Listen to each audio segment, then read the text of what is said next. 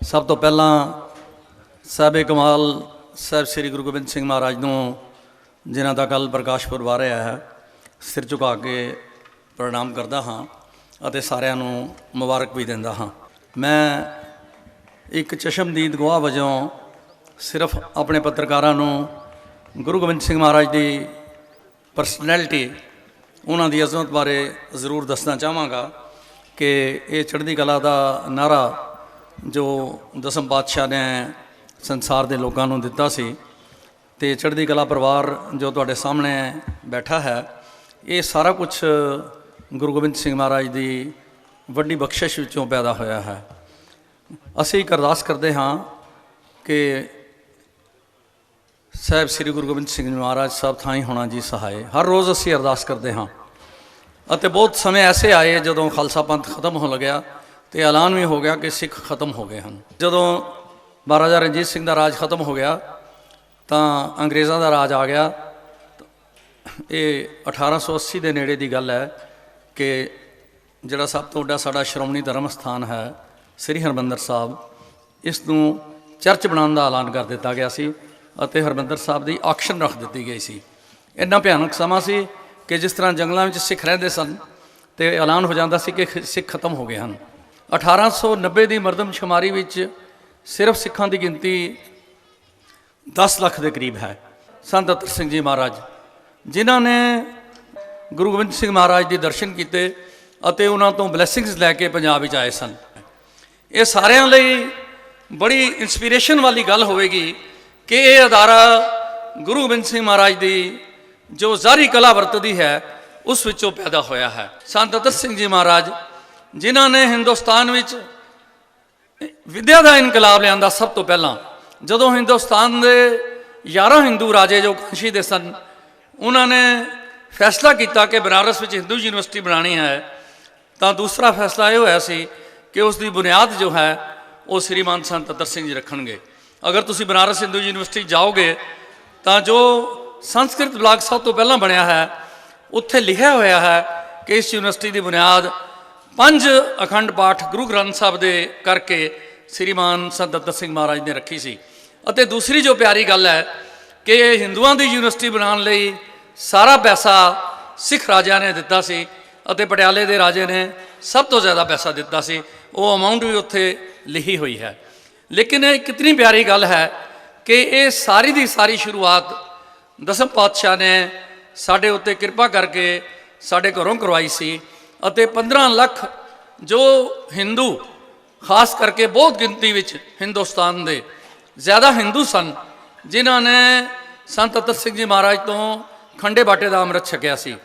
वो पहला अमृत संचार जो 15 लाख लोगों ने तैयार बर तैयार होकर इस देश की आज़ादी लई कुर्बानी देने लई तैयारी की सी वो साढ़े घर तो शुरू हुई सी। अते सब तो पहला जो व्यक्ति तैयार होया सी वो मेरे ग्रेट ग्रैंडफादर सन जिन्होंने 127 साल की उम्र में संत जी महाराज तो अमृत छकिया सी। अते दूसरा बंदा जो सी वो मेरे दादा जी सन भाई साधु सिंह जी। तो ये इतनी कमाल की विरासत मैनू विरसे विच मिली जिसने मैनू इंस्पायर किया। तो मेरी भैन मेरी माता जी मैनू कहते कि जदों तू छोटा हुंदा सी कई दिन दरवाजे बंद करके तू सिमरन करदा सी ते मैनू तो याद नहीं। मैं माता जी नूं कहा मैनू नहीं याद। वो कहन लगे सारा कुछ गुरु गोबिंद सिंह महाराज ने साढ़े उत्ते कृपा करके ये सारा कुछ उन्होंने करवाया है। ये अदारा चढ़ती कला जितने भी सिख संघर्ष हुए आज़ादी तो बाद उन्होंने सारिਆਂ विच मेरे पिता जी ने जान तली उत्ते रख के सीस तली उत्ते रख के कुर्बानी की सी। अते उत्थों मैनू प्रेरणा मिली उत्थों मैनू माँ बोली पंजाबी का प्यार मिलिया उत्थों मैनू गुरती मिली। तो फिर जदों मैं छोटी उम्र विच पुलिस के तशद्दद का शिकार होता रहा 1960 तो 1970 तक बड़ी बारी मैनू जेलों च जाना पिया तो मैं जेलों में भी सिमरन करता सी क्योंकि भाई साहब भाई रणधीर सिंह जी जिन्होंने दर्शन होए सन गुरु गोबिंद सिंह महाराज के जिन्होंने इस देश की आज़ादी लई 18 साल कैद की सी। अते उस कैद विच जदों उन्होंने 1.25 मन वाण वट्टन लई दिता जाता सी 1.25 मन कणक पीसन लई दिती जाती सी तो वाहिगुरू वाहिगुरू करते रहते सन। चक्कियां आपे चलदियां सन वाण आपे वटिया जाता सी। अते वो भाई साहब भाई रणधीर सिंह जी साढ़े घर आए मेरे पिता जी की छोटी सिस्टर का उन्होंने आनंद कारज किया। मैं छोटी उम्र में ही उन्होंने दर्शन किए तो उन्होंने पुस्तकां जो जेल चिट्ठियां सन वो मैं पढ़िया।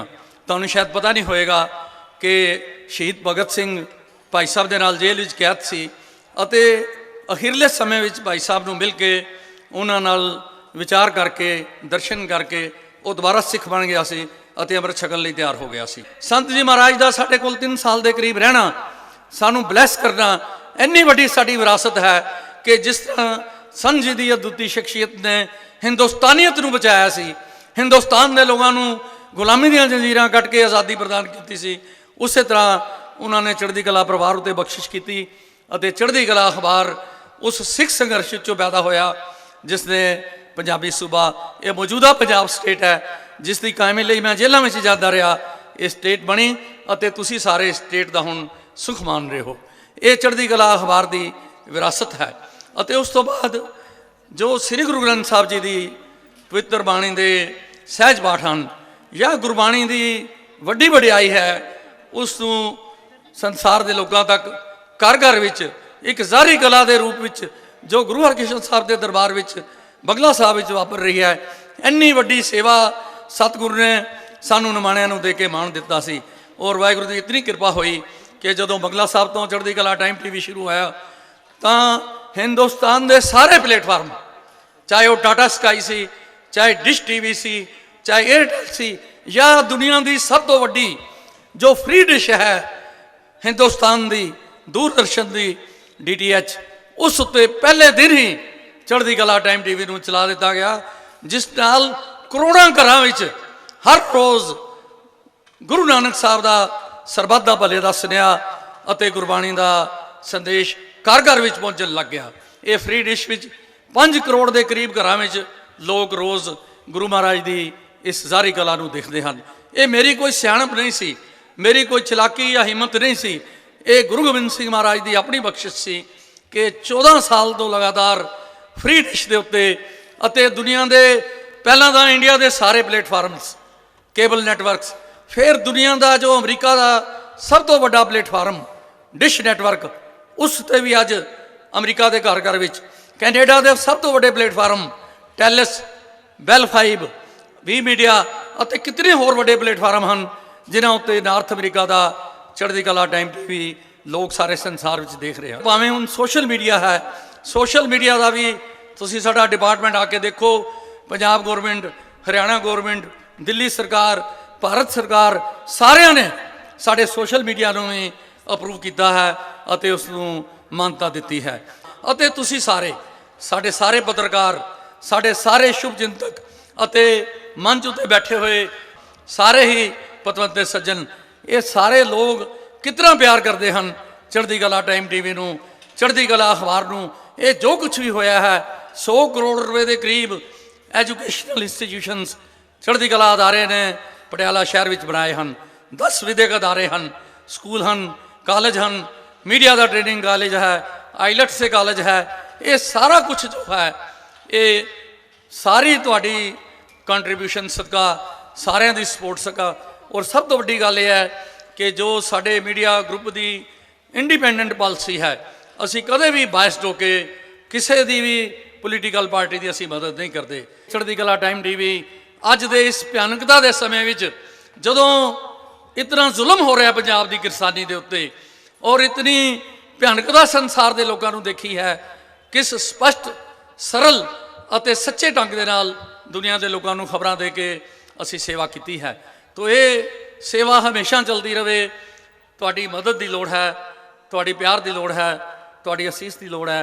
तुहाडे सामने जितने भी साडे पतवंते सज्जन बैठे हैं अते मेरे सामने जितने भी साडे पत्रकार, साडे शुभ चिंतक आए हैं, मैं दिल दीआं गहराइयां विचों तुहाडा सारिਆਂ ਦਾ धन्यवाद करता हाँ अते मैं सतगुरु का शुकराना करता हाँ कि सरदारनी जसविंदर कौर वर्गी मेरी पत्नी ने और सरदार हरप्रीत सिंह, सरदार सतवीर सिंह ते डॉक्टर इंद्रप्रीत कौर मेरे बच्चों ने तुहाडे सारिਆਂ ਦੇ दिलों ਨੂੰ मोहिया है अते सच्चे दिलों सारिਆਂ ने इंसानियत की सेवा करने लई नानक नाम चढ़दी कला तेरे भाणे सरबत दा भला इस आशे नूं पूरा करने लई अपना जीवन पर्यंत जो भी सेवा शुरू की है, ਇਹ ਨਿਰੰਤਰ ਚਲਦੀ ਰਹੇ। ਸਾਡੇ ਪਟਿਆਲੇ ਦੇ ਜਿਤਨੇ ਪੱਤਰਕਾਰ ਅੱਜ ਬੜੇ ਪਿਆਰ ਨਾਲ ਸਿਦਕ ਨਾਲ ਇੱਥੇ ਆਏ ਹਨ, ਮੈਂ ਸਾਰਿਆਂ ਦਾ ਜੀ ਆਇਆਂ ਕਰਦਾ ਹਾਂ ਅਤੇ ਸਾਰਿਆਂ ਦਾ ਧੰਨਵਾਦ ਕਰਕੇ ਮੈਂ ਖੁਸ਼ੀ ਲੈਂਦਾ ਹਾਂ ਕਿ ਅੱਜ ਦਾ ਦਿਨ ਸਾਡੇ ਸਾਰਿਆਂ ਲਈ ਪ੍ਰੇਰਨਾ ਅਤੇ ਉਤਸ਼ਾਹ ਦਾ ਦਿਨ ਹੋਏਗਾ ਅਤੇ ਅੱਜ ਤੋਂ ਬਾਅਦ ਜਿੰਨੇ ਵੀ ਸਾਡੇ ਇੱਥੇ ਪੱਤਰਕਾਰ ਆਏ ਹਨ